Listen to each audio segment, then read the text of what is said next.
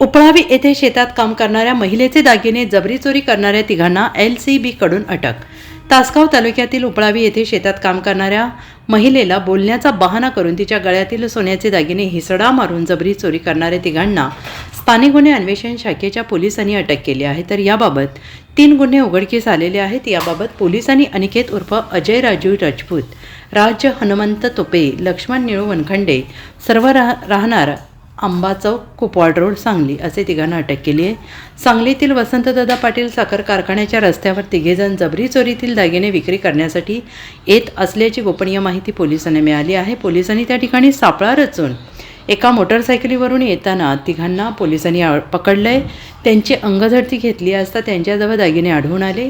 पोलिसांनी सदरच्या दागिन्यांबाबत माहिती विचारली असता तासगाव तालुक्यातील उपळावी, आरवडे, गौरगाव येथे जबरी चोरी केल्याचे कबूल केले। याबाबत स्थानिक गुन्हे अन्वेषणच्या पोलिसांनी एका मोटरसायकलीसह 3,34,000चा मुद्देमाल पोलिसांनी जप्त केला आहे।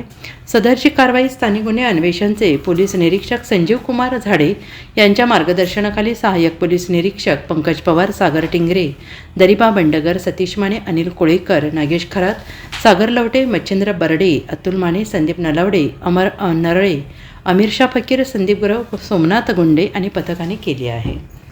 Bureau report SBN Marathi, उपळावी।